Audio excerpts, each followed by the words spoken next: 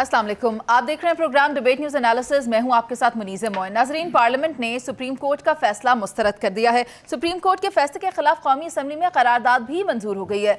वज़ीर आज़म पाकिस्तान शहबाज शरीफ कहते हैं कि सुप्रीम कोर्ट से इंतखाबात से मुतल्लिक जो फैसला था उस पर नजरसानी की जाए। पैनल में मेरे साथ नवीद चौधरी साहब, जावेद इकबाल साहब, इफ्तिखार अहमद साहब और पीजे सर मौजूद हैं। पीजे सर, कल आपने बात की थी इसी के बारे में कि जजेस के कंडक्ट के ऊपर पार्लियामेंट में बात नहीं की जानी चाहिए। आर्टिकल 68 जो है आइन का, वो इस बारे में कहता है। मैं चाहूँगी कि आज आप इस पर मज़ीद वजाहत कर दें, क्योंकि करारदाद पर दस्तखत भी हो गए हैं। देखें जी, this is a complete total contempt of court. Article 68 is very clear. उस कहता है in the discharge of the duties, तो डिस्चार्ज तो उनकी जजमेंट ही है, और उन्होंने क्या डिस्चार्ज करना है, ठीक है ना जी। जो भी आप कोर्ट में काम करेंगे तो that comes under the ambit of discharge of duties. अब ये कहते हैं कि भाई ये एक रेजोल्यूशन लेके आते हैं, that is in legal terms. जो मैंने लॉयर से बात की आज और एक दो जजेस से भी, रिटायर्ड जजेस, वो कहते हैं this is a clear stand of the government against the state of Pakistan. ये खुद अपने खिलाफ खड़े हो गए हैं because they are in total violation of the constitution. Article 68 जो हमने पढ़ा है और जो आपको बताया था। So basically eight the end of the day अब ये रेजोल्यूशन पास हुआ है। नेक्स्ट ये हमारे सुप्रीम कोर्ट क्या करते हैं, ये क्या आर्म फोर्सेस को बुलाते हैं या क्या एक ऐसा कोई स्टेप लेते हैं कि जिसमें ये this has to be rectified. अगर नहीं करेंगे तो मैं आपको बताऊं, I don't know whether PTI करती है नहीं करती है, but they will come out in support of the constitution. So अब यहाँ एक डायरेक्ट कॉन्फ्रंटेशन हो जाएगी between PDM and PTI, not on political grounds but on constitutional grounds.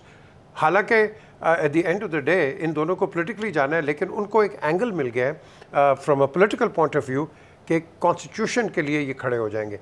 अब ये खड़े होंगे, अल्लाह ना करे कोई एनआरकी की तरफ हम जाएंगे, तो फिर वो बिलावल ने जो बात की थी पहले, आई थिंक या तो उसने कैलकुलेटेड बात की है या ऑफ द कफ बात की है, but then somebody has to come in and the only people who can come in are the armed forces, and that is what's going to happen. Chaudhry Sahab, आप भी देखें कि हुकूमत का, बिलखुसूस मुस्लिम लीग नून का ये मौक़िफ़ है कि एक फुल कोर्ट बनना चाहिए और 3 जजेस के खिलाफ रेफरेंस क्या हुकूमत दायर कर सकती है, इस पर क्या आप कहेंगे? देखिए, फुल कोर्ट से बचने की जो कोशिश है उसने तो सारा इबाहम पैदा किया है। जब ये कहा गया कि आप कलेक्टिव विजडम अपेक्स कोर्ट का जो है उससे बुरोकार लाएं और एक फ़ैसला कर लें ताकि मुल्क के अंदर इंतशार की कैफियत पैदा ना हो।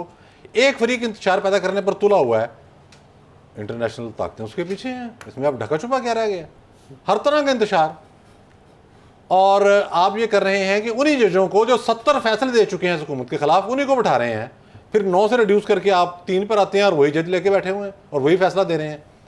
आप अपनी डोमेन से बाहर निकल के, माफ़ कीजिएगा मोहतरम चीफ जस्टिस साहब, ये जो कह रहे हैं ना 68, 69 या 70 जो सा मर्जी आर्टिकल लगा लें, जब आपने डोमेन से बाहर हैं, ये कैसे मुमकिन है कि एक आदमी क्रिकेट खेल रहा है, दूसरे हाके लेके घुस जाएं और सबको मारना शुरू कर दें और वो समझे कि मैं गेंद बल्ले से खेलता रहूँगा? वो तो नहीं होगा, वो भी हाके लेके फिर मैदान में आएंगे। तो यहाँ बात तो सियासी है अब सारी की सारी।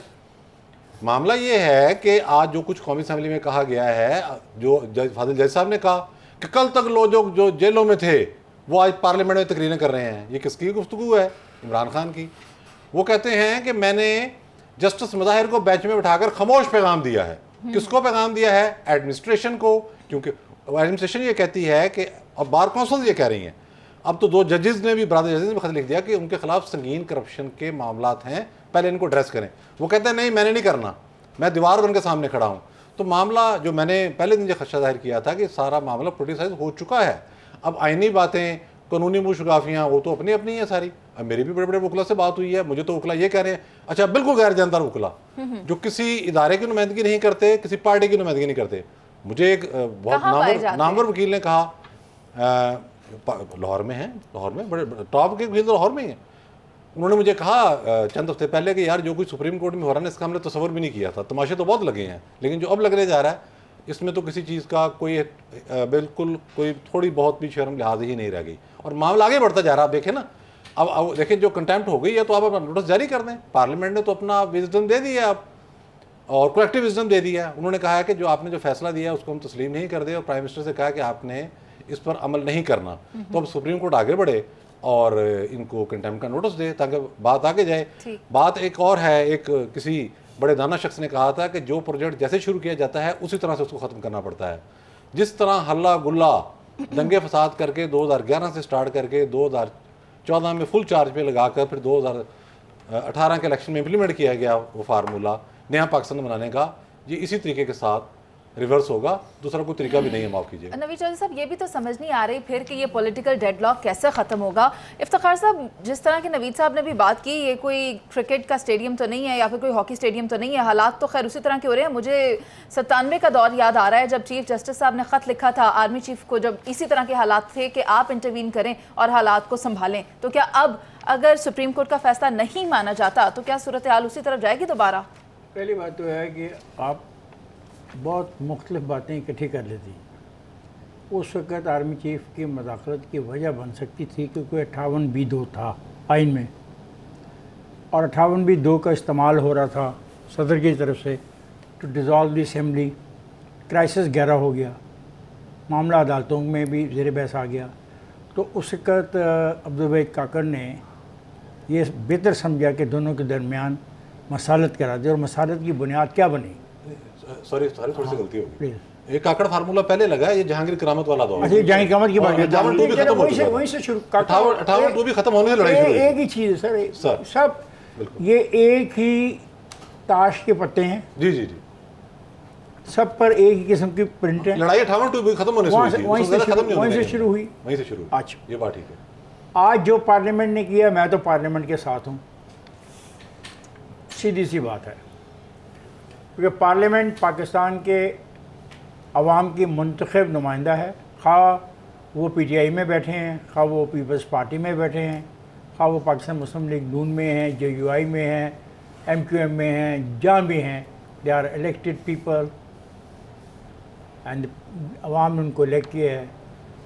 तो उनके पास जो विजडम है उसका वो अख्तियार कर रहे हैं। मैं तो पार्लियामेंट के फ़ैसले के साथ हूँ।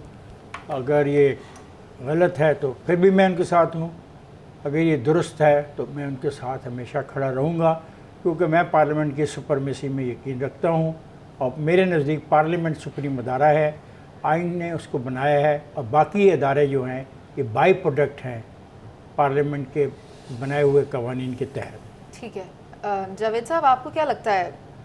इफ्तिखार साहब ने बहुत वाज़ेह कर दिया है कि वो पार्लियामेंट के साथ हैं और पार्लियामेंट ने मुस्तरद कर दिया सुप्रीम कोर्ट के फैसले को। अगर इंतखाबात नहीं होते तो फिर सूरत हाल कितनी ख़राब हो सकती है?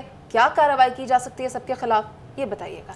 बड़ी सीधी सी बात है, पार्लियामेंट है जिसकी बात कर रहे हैं, वो भी तो किसी पे डिपेंड करती है ना, आइन और कानून के तहत ही चलना है ना उसने भी। और जिस हम कलेक्टिव विजडम की माशाल्लाह बात कर रहे हैं, वो कलेक्टिव विजडम हमें सिर्फ सुप्रीम कोर्ट में तो चाहिए, पार्लियामेंट में नहीं चाहिए। जहां आज करारदाद में 42-45 लोगों ने पास की, और मज़े की बात यह है कि सिर्फ वो कलेक्टिव विजडम एक ही पार्टी है, एक ही पार्टी की है। और हम ये भी चाहते हैं कि मुखालफ आवाज़ को भी सुनना चाहिए। ये हमारे मिनिस्टर्स हजरात, प्राइम मिनिस्टर भी बात करते हैं, लेकिन वो सिर्फ ये मुखालिफ की आवाज़ सुनना चाहते हैं सुप्रीम कोर्ट में, वो पार्लियामेंट में अपने मुखालफिन को बैठने की भी इजाज़त नहीं देना चाहते। तो ये तो है इनकी कलेक्टिव विजडम के हालात। और जहाँ तक बात है हॉकी स्टेडियम और क्रिकेट स्टेडियम की बात हुई, क्रिकेट स्टेडियम में खेल के आप क्रिकेट का ही वर्ल्ड कप उठाएंगे, और हॉकी स्टेडियम में बैठ के हॉकी का वर्ल्ड कप। आप अगर जमहूरियत में रह रहे हैं, आइन और कानून के तहत रह रहे हैं, तो आप उसी के तहत आगे जाके प्राइम मिनिस्टर या अपोजिशन लीडर या पार्लियामेंट में बैठ सकते हैं। अगर आप ये कह के अदारों के तसादम करके अपनी सियासत को चमका कर, तो ऐसे कुछ नहीं होना। ये करारदादें पास कर ली हैं, उनकी कोई हैसियत नहीं है। हैसियत सुप्रीम कोर्ट की है। क्यों? वो सुप्रीम है, इसलिए उसका नाम सुप्रीम कोर्ट रखा जा रहा है। अगर इनके इख्तियार में कुछ होता तो ये कुछ और करते। ये इनकी रवायत है मुस्लिम लीग नून की।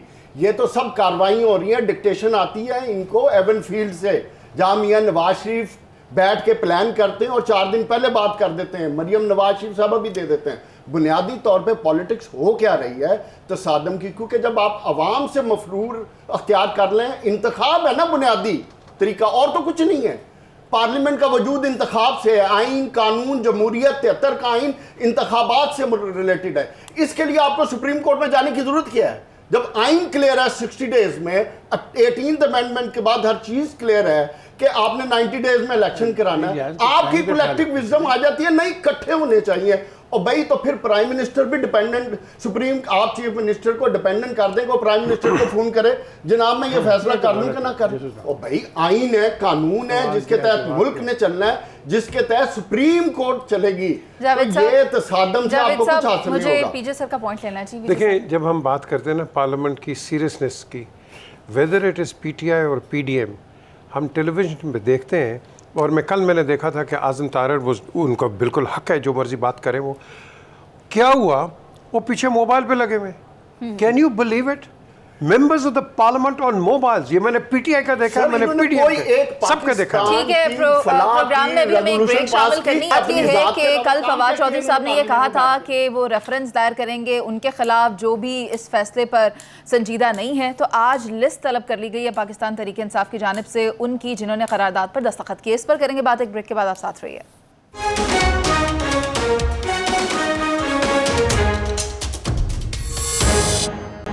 तो जनाब, सुप्रीम कोर्ट का फैसला मुस्तरद करने में जो भी शामिल था, जिसने भी दस्तखत किए हैं, पाकिस्तान तहरीक इंसाफ ने सेक्रेटरी से तमाम नाम मांग लिए हैं। और अगर मैं बात करूं इमरान खान की, तो वो ये कहते हैं कि ये तो होने नहीं वाला। हुकूमत ने अगर मई में इलेक्शन ना करवाए तो फिर हम सब बाहर निकलेंगे। पहले कहाँ हैं? बाहर। इफ्तिखार साहब, बड़ा दिलचस्प बात किया आपने। अब आप मुझे ये बता दें कि अगर हुकूमत इंतखाबात नहीं करवाती तो पाकिस्तान तहरीक इंसाफ के पास क्या ऑप्शन है? देखिए, पाकिस्तान तहरीक इंसाफ के पास जितनी ऑप्शन हैं वो पिछले साल अप्रैल से उनको इस्तेमाल किए जा रहे हैं, उनका हक है। एंड आई रिस्पेक्ट दोस्त। अब आजकल तो तरावियाँ तो खैर नहीं पढ़ते, वो कर रहे हैं, क्या होती है अफ्तारी। यानी बड़े मज़े की बात है, जब से वो पार्टी बनी है पहली दफ़ा ये अफ्तारी हुई है। और एक साल से मैं जो पिछला रमज़ान था उसमें अफ्तारी नहीं थी। और अफ्तारी भी किन रोज़ों में शुरू हुई, पिछले रोज़े भूल गए। एक ख़ास दिन पे एक लिखी हुई तहरीर ऊपर से आती है इनको कि अब आप ये काम शुरू करें, क्योंकि जो इनके को समझाने वाले हैं वो ज़िंदा हैं और वो दुश्मन हैं पाकिस्तान में डेमोक्रेसी के, पार्लियामेंट के, 18वीं तरमीम के, इंसानी हकूक़ के, सूबों के हकूक़ के, उसके दुश्मन हैं। ये कौन है? ये वो लोग हैं, वो पाकिस्तान रिटायर्ड हैं। 3 के 3 DGISI ने सारा प्लान किया टू रिप्लेस दी नवाज शरीफ। 2022 तक जो कुछ भी एक जमात कर रही है वो तहरीरी तौर पर उनको दिया गया है। और अब एक मौका ये भी आने वाला है कि वो आके कहेंगे, ये अदालतें कहेंगी कि जी इनको जाने दें कौमी असम्बली में, इनका हक बन गया। ये वो वक्त होगा जब नए कौमी इंतखाबात का मसला आएगा। तो आप देखिएगा कि उस लाइन वहाँ पे पर्चे में ये भी लिखा है कि आपने उस वक्त क्या करना है। तो सारा कुछ पर्चे के मुताबिक है कि इस मुल्क को डिस्टेबलाइज कर दो। पहले अमेरिका का नारा लगाया और आज इसके मेहमान कौन थे? इन्होंने बाय जितनी की जितनी फर्में खरीदी हैं, अरबों रुपया दे के, वो कौन है, वो क्या कर रही है? यानी लोगों को इस हद तक तो अहमक मत समझो।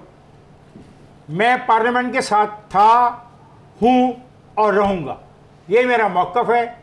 आज से नहीं, जब से मैं इस पॉलिटिक्स को समझने के काबिल हुआ तब से। इसमें बहुत गलतियाँ पार्लियामेंट ने की, इस पार्लियामेंट के साथ ज़्यादतियाँ भी हुई, लेकिन पार्लियामेंट का वजूद रहा। वो लोग नहीं रहे जिन्होंने पार्लियामेंट को ख़राब किया, वो उनको कोई जानता भी नहीं है।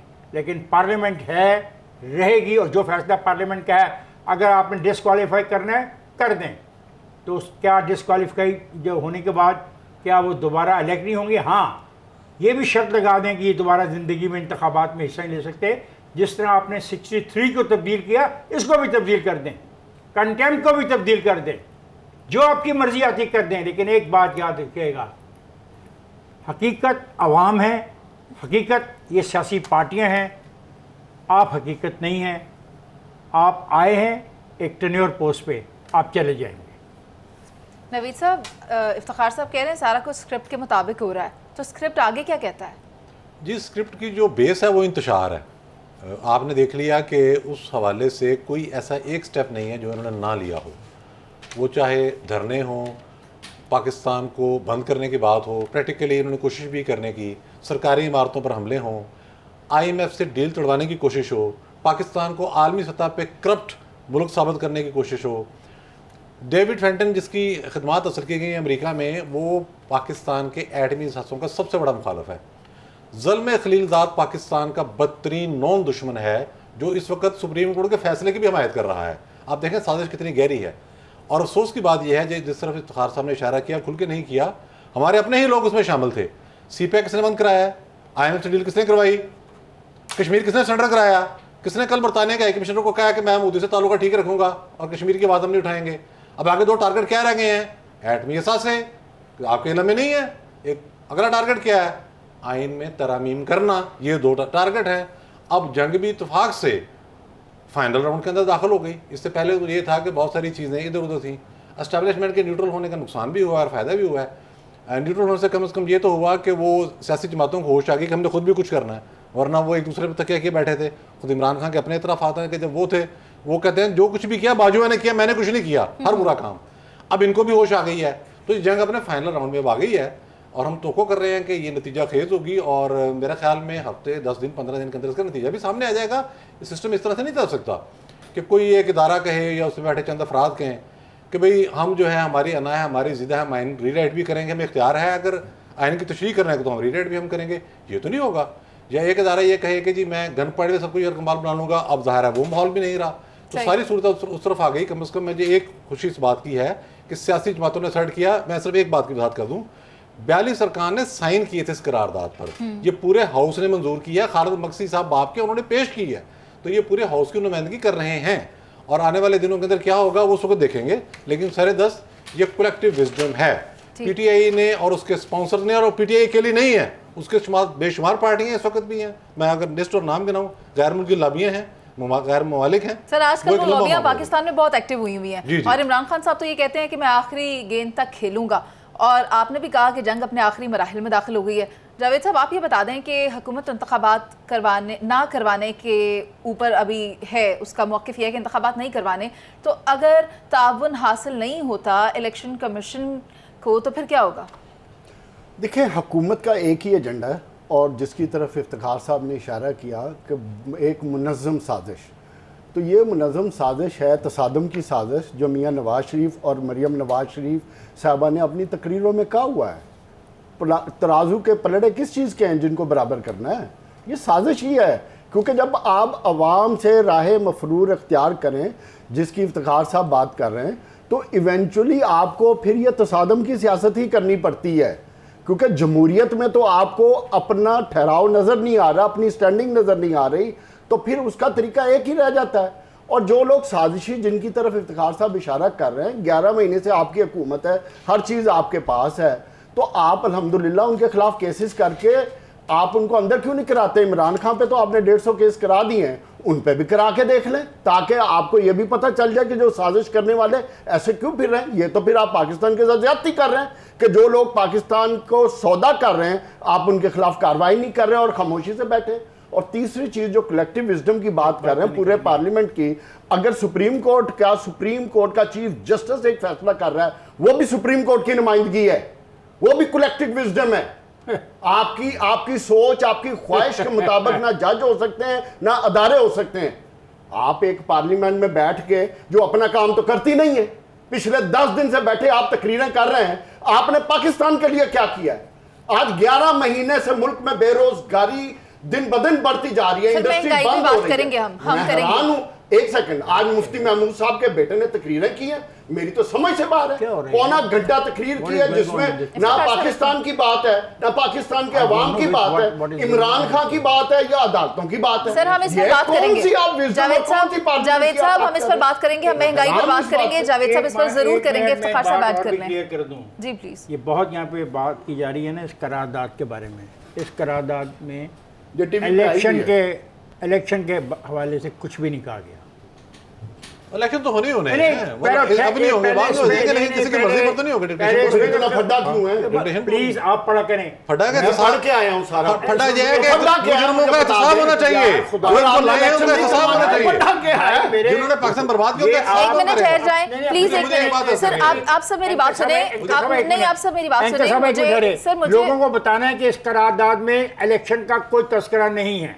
ठीक है, मुझे पीजे सर की राय भी लेनी है, उनका भी वक्त है। पीजे सर आप ये बता दें, बात सख्त हो जाएगी लेकिन क्या जमहूरियत का जनाजा निकल रहा है? क्योंकि दो बड़े इदारे हैं और दोनों में टकराव है, वो अदलिया है, वो पार्लियामेंट है, जमहूरियत कहाँ है? देखें, जमहूरियत एक जो मेरी नज़र में एक पॉलिटिकल ब्लंडर पीटीआई ने कमिट किया है कि वो पार्लियामेंट से बाहर आ गए। आपने प्लेइंग फील्ड दे दी है पीडीएम को, अब उनके हाथ में जो आएगा वो तो अपने बेनिफिट के लिए करेंगे, लेकिन आप इसको रियल डेमोक्रेसी नहीं कहते।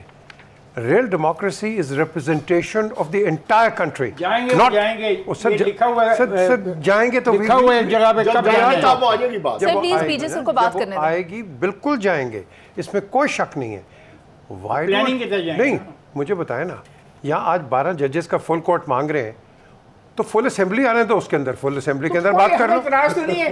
जो देखो ना। बहस आप दोस्त कर रहे हैं, इस सारी करारदाद में मुझे इलेक्शन के खिलाफ एक लफ्ज बता सर, दें। The crux of it are the elections. The crux of ये it आप- all- ओ भाई, ये आपकी सोच है ना, जो आपकी सोच है। इस करारदाद में ये बता दें कि कब उन्होंने कहा कि हम इलेक्शन की तारीख को नहीं मानते, ये बता दें मुझे। देखिए, नंबर 1 गलत बयानी से काम ना लें हम। सुप्रीम कोर्ट के फैसले सर से क्या आप कौन सा सब क्या फैसला? आप सब पीजे सर को उनकी बात मुकम्मल करने देंगे?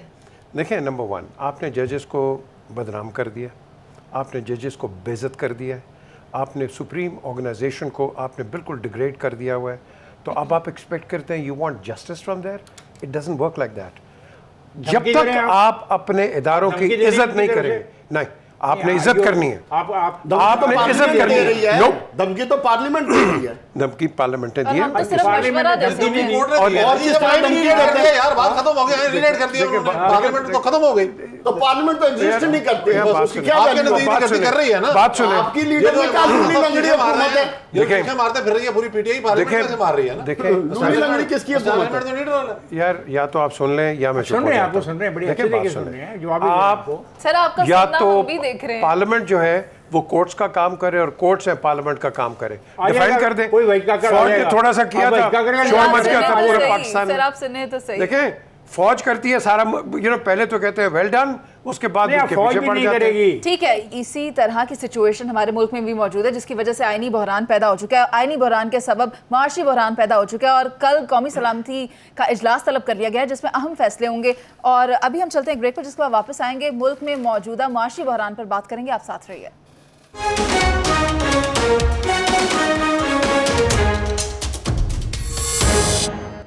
मुल्क के माशी हालात ख़राब हैं, महंगाई अपने उरूज पर पहुंच गई है। ऐसे में माशी बेहतरी के लिए IMF को उम्मीद की किरण कहा जा सकता है, लेकिन ये इस तरह की किरण है कि इसकी तपिश बढ़ती ही चले जा रही है, यानी कि IMF की जानिब से शराइत मज़ीद सख्त से सख्त होती जा रही हैं। ऐसे में वज़ीर ख़जाना इसहाक डार ने मुलाकात की अमरीकी सफ़ीर डोनाल्ड ब्लूम से और कहा कि इसमें हमारी मदद की जाए, हमारी मावनत की जाए। नवीद चौधरी साहब, आप बताएं, क्या कोई सूरत हाल बेहतर हो सकती है? क्या कोई रिलीफ हमारे मुल्क को मिल सकता है? सूरत हाल पहले से बेहतर हुई है। पहले IMF जो शराइत आयद कर रहा था और जिस तरह से पीछे हट रहा था, अब वो मामला नहीं है। बहरहाल उसकी बड़ी वजह ये बनी है कि जो एक बहुत बड़ा इलाकाई हमने जैसे देखा कि जिसमें चीन ने सऊदी अरब और ईरान की सुलह कराई, उसके बाद सी पैक के हवाले से काम करना शुरू हुआ। फिर हमने देखा कि जो हमारे कर्जे थे वो चीन ने मौखर किए, तो एक प्लान बी बज़ाहिर नज़र आने लगा था। उसके बाद अब ये चीज़ तकरीबन वाज़ेह हो चुकी है। सऊदी गवर्नमेंट ने सरकारी तौर पर ऐलान कर दिया है कि $2 अरब हम दे रहे हैं। IMF ने हमसे यही गारंटी मांगी है ना कि आप पहले ये बताएं कि आपको दोस्त ममालिक किस तरीके के साथ एड देंगे या कर्जा देंगे। और उसके बाद अब हमने जो एक उनको और रिटर्न देनी है श्योरिटी, वो है $1 अरब की मुत्तहिदा अरब अमारात से। मेरे ख्याल में वो भी हो जाएगी। IMF अब जो शराइत आयद कर रहा है, जो ताज़ा मैंने देखी हैं, देखें ये वही पॉइंट हैं, इसको हम यहाँ 50 मतलब डिस्कस कर चुके हैं। ये सियासी नहीं है, ये कोई दबाव वाली बात नहीं है। इसमें वो यही कह रहा है कि अपने अखराजात कम करें और खसारे में चलने वाली कारपोरेशनें बंद करें। एक नुक्ता है सिर्फ, अगर उस पर बात कर ली जाए, जो IMF ने भी नहीं की, जानते सारे ही हैं, बीमारी सब हर एक के इल्म में है, लेकिन हाथ कौन डाले। वो ये है कि आप मुख्तलिफ कार्टन्स को $17.5 अरब की सालाना सब्सिडी देते हैं। ये है ख़राबी की जड़। एक दफ़ा हिम्मत करें, ब्लैकमेल ना हो किसी भी इंडस्ट्री से। देखें, फेयर कंपटीशन है, मौका मिलना चाहिए, मैं तो ये नहीं कहता कि आप ये करें, लेकिन इस तरीके के साथ कि आप उनको सब्सिडी देना शुरू कर दें, उनके टैक्सेस सिरे से माफ़ कर दें, उन्हें सस्ती बिजली और गैस फराहम करें, जिसके नतीजे में पूरा मुल्क बैठ जाए। वर्ल्ड बैंक ने ये बात की है। तो ये जी मैंने अर्ज़ किया, ये है बुनियाद। असल में 1 या 2 साल आप कड़वा घूंट भर के ना पहले इनको कहें कि भाई अपना काम खुद चलाओ, कंपटीशन में आओ, म्यार बेहतर करो और इसको आगे लेकर आगे चलो, तो इस समय क्राइसिस से निकल जाएंगे। वरना भाई एक प्रोग्राम है, उसके बाद दूसरा प्रोग्राम आ जाएगा। लेकिन अब मुझे नज़र आ रहा है कि सुरंग के आखिरी सिरे में रोशनी है और कोई ना कोई वायदा जल्दी होने वाला। ठीक है पीजे सर, आप ये बता दें कि पाकिस्तान जनूबी एशिया का महंगा तरीन मुल्क बन चुका है और महंगाई बढ़ती चली जा रही है, गवर्नेंस कहाँ है? ये इसको कहते हैं बैड मैनेजमेंट। हालांकि मैं इसहाक डार को ब्लेम बिल्कुल नहीं करूँगा। ठीक है, वो आए हैं, कोशिश कर रहे हैं। हमारा तो काम है ना कि जो भी फाइनेंस मिनिस्टर उसको रगड़ दो, नहीं, काम कर रहे हैं। लेकिन आपने इसके दूसरे एंगल को देखना है कि ये जो अमेरिकन की हम बात करते हैं, डेविड ब्लूम की, और इन्होंने तो ट्रैवल गाइड में पाकिस्तान को नॉन सेफ कंट्री रखा हुआ है। तो आप ट्रेड कैसे करेंगे? आप मुझे बताएं ना। आप अनसेफ कंट्री है under the American travel guide कि पाकिस्तान ना जाओ, बहुत डेंजरस कंट्री है। और साथ कहते हैं हम आपको बायलैटरल असिस्टेंस करेंगे। Give me a break, don't play two games. या तो खुल के अंदर आओ, इन्वेस्टर्स लेके आओ और कहो कि हाँ भाई हम तुम्हारी मदद कर रहे हैं and we'll improvise your economy. नहीं आप कर रहे हैं। ये कौन कर रहा है? चाइना कर रहा है। ये कौन कोशिश आगे कर रहा है? रशिया भी करेगा। बट ये जो गेम खेलते हैं, ये अगर आपको कोई रोटी देते हैं ना, तो ये रोटी और हड्डी देते हैं कि आप इनकी लाइन टो करें। हमेशा उन्होंने ये किया है। वो प्रेसलर का नहीं देखा आपने क्या किया था इसने बेनज़ीर के ज़माने के अंदर? हमने जहाज़ F-16 लिए थे, वो भी नहीं उन्होंने दिए, पैसे भी पूरे ले लिए। ग्रेन्स कहते हैं हम आपके बदले में ग्रेन देंगे। ग्रेन दिए तो हमने कहा हम उसको ट्रांसपोर्ट करेंगे। वो कहते हैं नहीं, हम आपको देंगे डबल द कीमत। वो पाकिस्तान को लेके आए, तो आप एक ट्रस्ट करोगे इनसे? नो। हमारा रिकॉर्ड वो लव एंड हेट का है हमेशा। एज एंड व्हेन नेसेसरी ये आपको इस्तेमाल करते हैं, फिर आपको फेंक देते हैं। और ये किसने कहा है ऑन रिकॉर्ड? हिलरी क्लिंटन ने, कांग्रेशनल कमेटी के आगे। सो द क्वेश्चन इज, हमने अपनी पॉलिसीज़ खुद बनानी है, हमने अपने आप को खुद मुख्तार करना है। और ख़ुद मुख्तार आप ऐसे करेंगे जब इंटरनेशनल जो गवर्नमेंट्स हैं और ऑर्गेनाइजेशंस आपको ट्रस्ट करेंगी कि आपके अंदर करप्शन नहीं है। ये डिफेंट ने क्यों पैसा रोक दिया? क्योंकि सारा पैसा वो आपको देते थे, ये खा जाते थे। उसके चेयरमैन से मैं मिला मार्क से। मार्क मुझे कहता है कि हमने इसलिए कर दिया क्योंकि ये पैसा खा जाते थे। अब जो बाहर के लोग आके डिस्पेंस कर रहे हैं, वो डॉलर्स और पाउंड की सैलरी ले रहे हैं। तो हमारी इकॉनमी ठीक हो सकती है, हर चीज़ हो सकती है, proviso implementation of law, implementation of catching up the corrupt people, and you'll be fine. अगर हम न्यूक्लियर स्टेट बन सकते हैं, हम इकोनॉमी को क्यों नहीं ठीक कर सकते? और यार हम तो ट्रैफिक नहीं ठीक कर सकते, इकोनॉमी को छोड़ो यार। दिल्ली आप देखो क्या होता है। पीछे से ट्रैफिक का मसला तो आपका रोजाना का है। रोजाना बिल्कुल। मैं जावेद साहब की राय ले लेती हूँ। जावेद साहब, आप ये बता दें कि डॉलर आज तक की बुलंद तरीन सतह पर मौजूद है, महंगाई 35% से ज़्यादा हो चुकी है, कहाँ खड़े हैं हम आज? मैं तो खुद हैरान हो गया जब चौधरी साहब ने कहा कि सूरत हाल तो बहुत बेहतर हो गई है। पिछले 2 दिनों में डॉलर ही 10 रुपए बढ़ा है, सिर्फ 10 रुपए बढ़ा, ज़्यादा नहीं बढ़ा, सिर्फ। और हालात ये हैं, और हालात ये हैं, और हालात ये हैं कि आज अधूरी बात नहीं कर रही। आज हालात ये हैं, पाकिस्तान सिर्फ दुनिया में, सिर्फ जनूबी एशिया में नहीं, दुनिया में सबसे महंगाई के लिहाज से नंबर 1 टॉप कर रहा है। और बदकिस्मती क्या है कि उसकी वजूहात 2 हैं, और दोनों हमारे इंटरनल मसले हैं। सर पीजन ने तो बाहर की बातें की है ना, मैं कहता हूँ मसाइल ही हमारे अपने। किसी भी इकोनॉमिक ग्रोथ के लिए आपको पॉलिटिकल स्टेबिलिटी चाहिए। पिछले 11 महीने से क्या स्टेबिलिटी है? आज हम सुप्रीम कोर्ट पे हमले करने का सोच रहे हैं, हम सुप्रीम कोर्ट के बारे में क्या बातें कर रहे हैं? ये पॉलिटिकल स्टेबिलिटी की तरफ जा रहे हैं। इलेक्शन से हम राह मफरूर है, ये हम पॉलिटिकल स्टेबिलिटी की तरफ जा रहे हैं। दोस्त ममालिक हमें क्या कह रहे हैं? वो ये कह रहे हैं कि भाई पहले अपने अंदरूनी हालात दुरुस्त करो। अपने अंदर IMF आपसे क्या कह रही है? अपने अंदर रिफॉर्म्स लेकर आओ। जहां जहां पैसे आपके जाया हो रहे हैं उनको रोको। हम कहते हैं हमने वो नहीं करना, हमने लड़ाई पूरी रखनी है, हमने किसी एक के साथ जंग में रहना है और तसादम की सियासत करनी है, लेकिन हम पॉलिटिकल स्टेबिलिटी ले आएंगे आने वाले वक्त में। उन्होंने कहा फिर आओगे ना तो पैसे भी फिर उदों ही ले लेना। ये है बदकिस्मती हमारी। दूसरी रिफॉर्म्स 11 महीने में मुझे बताएं, इस हुकूमत ने रिफॉर्म्स के नाम पे आए थे, जो आपका सर्कुलर डेट है उसकी, बिजली का और गैस का, उसकी रिफॉर्म्स पे क्या किया? चोरी कितनी पड़ी है, पकड़ी है? क्या सूबों में 38-40% बिजली चोरी होती है, उधर कोई कमी बेशी आई है? नहीं। टैक्स कलेक्शन में कोई बेहतरी आई है? नहीं। उधर क्या नए इनिशिएटिव ले? आज मेरी पार्लियामेंट में पिछले 10 दिन से supreme court Imran Khan supreme court पे गुफ्तगू हो रही है। और भाई हम पार्लियामेंट को सुप्रीम तब मानेंगे जब गरीब आदमी के लिए आप बात करेंगे, आप रोजगार के लिए बात करेंगे, जब आप इंडस्ट्री को चलाने की बात करेंगे, लोगों को बुनियादी जो आपका आइन कहता है जरूरियात पूरी करेंगे, उस पर बात करेंगे। कोई एक बात करने को तैयार नहीं है। इनको इमरान खान से फुर्सत नहीं मिल रही और उधर से अभी फारिग नहीं हुए थे, अब उनको सुप्रीम कोर्ट। इमरान खान के अलावा बड़ा कुछ है। अल्लाह का खौफ खाओ यार, पाकिस्तान का सोचो, इस गरीब आवाम का सोचो जो दिन ब दिन महंगाई में डूब और मर रहे हैं। इससे पहले कि वो आपकी गर्दनों तक आए, अल्लाह का वास्ता है पाकिस्तान का सोचना शुरू कर दो। सर आप कैसी बातें कर रहे हैं? किसको इतनी जरूरत? ये बनाना रिपब्लिक थोड़ी है, और क्या उससे भी नीचे थोड़ी ना हम चले गए? नहीं सर, इस तरह ना कहें। इफ्तिखार साहब आप बताएं। मैं जो पॉइंट रेज किया उन्होंने नवीद ने, कि बाहर से हालात बेहतर हो रहे हैं, उसने पीजे ने भी कहा, और आज सऊदी अरब ने भी पैसे देने का वादा किया है, और कतर से भी हमें इमदाद की तवक्को है। और ये कर्जा।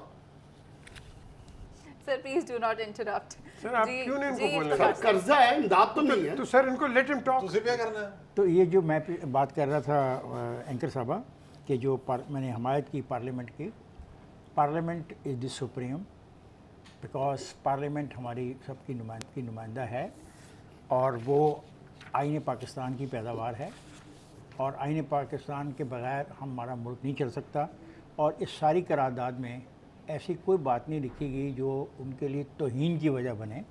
उन्होंने सिर्फ एक मुतालबा किया है, और वो मुतालबा कर सकते हैं कि एक ही वक्त पर आम इंतखाबात कराने के इनेकाद को वो समझते हैं कि मसाइल का हल है। तो ये बात उन्होंने की है।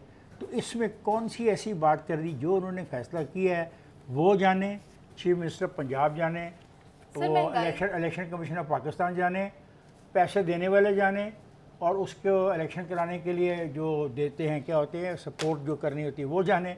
हमारा ऐसे कोई तल्लुक नहीं है। और जिस तरीके से ये शोर मचा रहे थे अभी बैठ के अवाम के लिए, ये वो लोग हैं जिन्होंने अवाम का जीना हराम कर दिया है।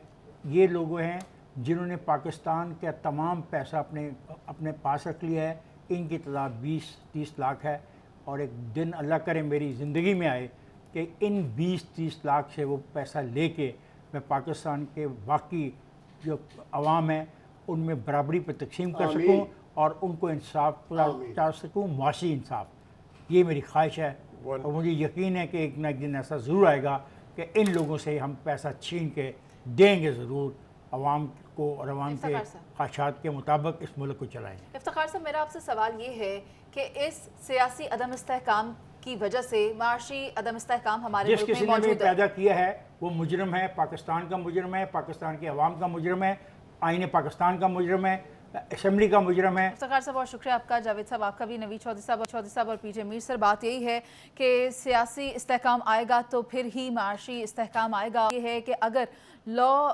एंड जस्टिस प्रोवाइड किया जाएगा तो फिर इस तरह के हालात नहीं पेश आएंगे। इसी के साथ आपसे इजाज़त, अल्लाह ने के बाद।